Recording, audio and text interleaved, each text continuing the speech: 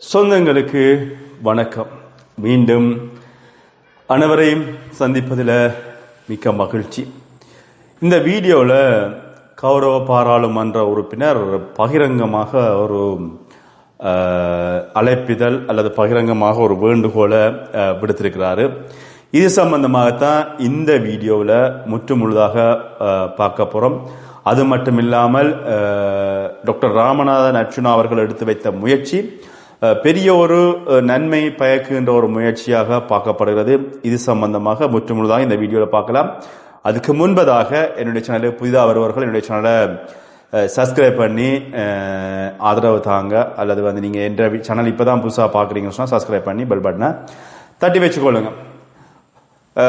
கல்முனை பகுதியில் அல்லது மட்டக்களப்பு பகுதியில் இடம்பெற்ற ஒரு பிரச்சனை பெரிய ஒரு பூதாகரமான பிரச்சனையாக ஆரம்பித்திருக்கிறது. இது சம்பந்தமாக அந்த குறிப்பிட்ட வைத்தியசாலையினுடைய வைத்திய அதிகாரி அப்படின்னு சொல்லப்படுகிற நபர் எடுத்த ஒரு சில தவறான நடவடிக்கைகள் அல்லது தவறான அவருடைய செயற்பாடுகள் காரணமாக இப்ப இது ஒரு பெரிய ஒரு பூதாகரமான பிரச்சனையாக வந்திருக்கிறது. அது மட்டும் இல்லாமல் கௌரவ பாராளுமன்ற உறுப்பினர் டாக்டர் ராமநாதன் அர்ச்சுனா பகிரங்கமாக சொல்லியிருக்கார். இது சம்பந்தமாக இன்னும் ஒரு சில நாட்கள் இருக்கிறது.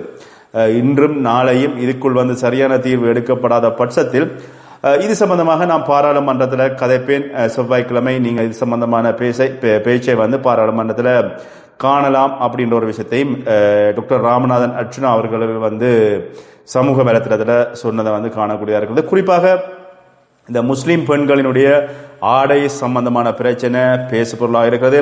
கல்முனை வடக்கு ஆதார வைத்தியசாலையில புதிதாக பணிக்கு இணைந்த முஸ்லிம் பெண்கள் முஸ்லிம் பெண் சுகாதார பணி உத்தியோகர்களுக்கு எதிராக இந்த ஒடுக்காட்டு நடவடிக்கை எடுக்க தயாராகுவதாக குறிப்பிட்ட பெண் உத்தியோகர்களுக்கு எச்சரிக்கை கடிதம் ஒன்றை கல்முனை வடக்கு ஆதாரசாலை வைத்தியசாலை நிர்வாகம் அனுப்பி இருப்பதாக ஒரு செய்தி ஊடகங்கள்ல வந்திருக்கிறது. அவர்களுடைய பணி உதவியாளர் சீருடை தொடர்பாக இந்த விஷயம் சொல்லப்பட்டிருக்கிறது. 2026 8ஆம் மாதம் 6ஆம் தேதி சுகாதார பணி உதவியாளர்களாக சுகாதார அமைச்சினால் தங்களுடைய வைத்தியசாலைக்கு அனுப்பப்பட்டவர்களாகவும் தாங்கள் கடமையை பொறுப்பேற்ற அன்றைய தினத்திலேயே சுகாதார அமைச்சு மற்றும் பொது நிர்வாக அமைச்சினால் வெளியிடப்பட்ட சுற்று நிரூபங்களுக்கு அமைவாக சீருடை அணியுமாறு தங்களுக்கு அறிவுறுத்தல்கள் வழங்கப்பட்டிருந்தது அப்படின்னு சொல்லி தாங்கள் சுற்று நிறுவத்தினை பின்பற்றாமல் கடமைக்கு சமூகம் அளிப்பது தொடர்பில் பல முறைப்பாடுகள் கிடைக்கப்பட்டுள்ளதாகவும்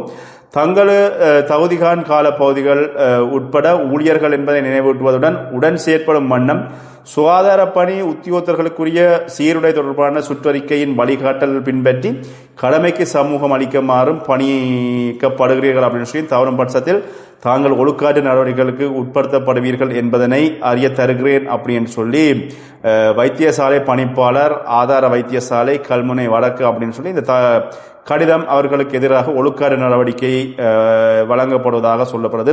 குறித்த கடிதம் தொடர்பில் இதுவரை எவ்விதமான முழுமையான தகவல்களும் கிடைக்கப்படவில்லை. அத்தோடு இந்த பிரச்சனை தொடர்பில் தான் ஏற்கனவே முற்றுப்பள்ளி வைத்து விட்டேன் என ஆளுங்கட்சி பாராளுமன்ற உறுப்பினர் ஆதம் பாவா நேற்று தெரிவித்திருந்தமை சம்பந்தமாகவும் ஊடகங்கள்ல செய்திகள் வெளியாகி இருக்கிறது.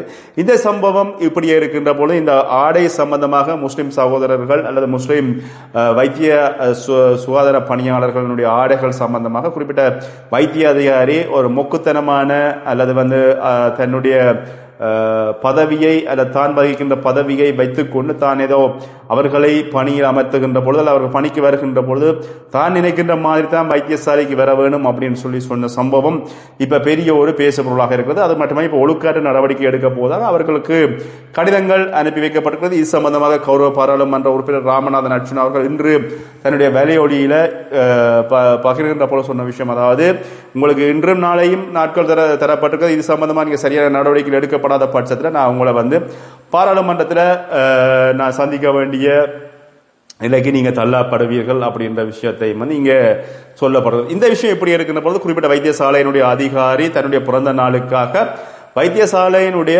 ஆம்புலன்ஸை பயன்படுத்தியிருக்கார் அப்படின்னு சொல்லி அதில் ஆம்புலன்ஸ்ல 5 பேர் பயணம் செய்து அழைத்து அவருடைய பிறந்த நாள் பாட்டியை வைத்திருக்கிறார்கள் அப்படின்ற ஒரு செய்தியும் சொல்லப்படுறது. அது மட்டும் இல்லாமல் விபத்து லீவில் நிற்கின்ற ஒருவர் எப்படி தமது சேவை நிலையத்துக்கு வர முடியும், அதுக்கான அனுமதியை யார் வழங்கியது அப்படின்னு சொல்லி குறித்த கட்டளையை மதிக்காது ஏஓவை வந்து குறிப்பிட்ட வைத்தியசாலை அதிகாரி கடந்த 8 மாதங்களாக வைத்திருப்பார் அப்படின்னு சொல்லி இவர்கள் வைத்தியசாலை நடத்துகிறார்களா அல்லது அராஜகம் நடத்துகிறார்களா, இது இலங்கை அரச வைத்தியசாலையா அல்லது டயஸ்போராக்களினுடைய நாடு கடந்த அரச வைத்தியசாலையா அல்லது வந்து வேறு அமைப்புகளுடைய வைத்தியசாலையா அப்படின்ற கேள்வி இப்ப மக்களிடையே வந்து பெரிய ஒரு பேசு பொருளாக இருப்பதாக சொல்லப்படுறது. இந்த விஷயம் இப்படி இருக்கின்ற பொழுது இந்த முஸ்லிம் மக்களினுடைய அல்லது முஸ்லிம் சகோதரர்களுடைய இந்த ஆடை சம்பந்தமாக இப்பொழுது சமூக ஊடகங்கள் எல்லாமே இது பெரிய ஒரு பேசு பொருளாக வந்திருக்கிறது. அதுல சமூக ஊடகங்கள்ல வந்து பாத்தீங்கன்னா டாக்டர் ராமநாதன் அர்ச்சுனா அவர்கள் விமர்சித்த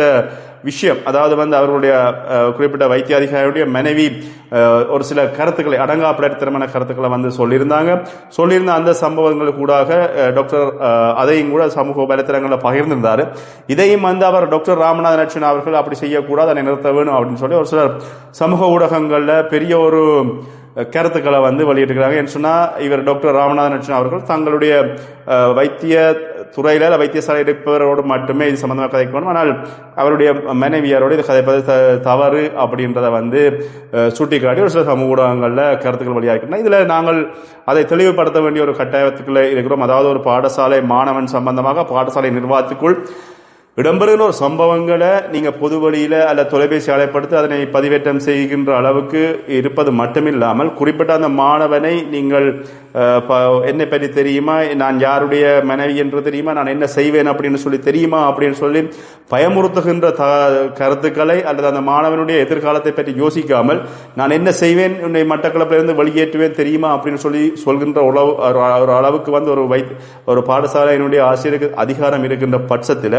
இது சம்பந்தமாக டாக்டர் ராமநாதன் அவர்கள் பாராளுமன்ற உறுப்பினர்களாக இதை கதைப்பதற்கு அவருக்கு சரியான அதிகாரம் அவருக்கு இருக்கிறது. அது மட்டுமல்ல இதனை அவருடைய சமூக ஊடகத்தில் அவர் பகிர்கின்ற பொழுது அதுக்கு எதிராக வருகின்ற பிரச்சனைகளை அவர் எதிர்நோக்குவதற்கு வந்து அவருக்கு தெரியும். அந்த அளவுக்கு வந்து இந்த விஷயம் டாக்டர் ராமநாதன் அர்ச்சுனா அவர்களினால அவருடைய சமூக வலைத்தளத்தில் பதிவேற்றப்பட்டிருந்த அந்த குரல் பதிவுகள் எல்லாமே இன்று சமூக ஊடகங்கள் அவர் பதிவேற்றியிருந்த விஷயமும் வந்து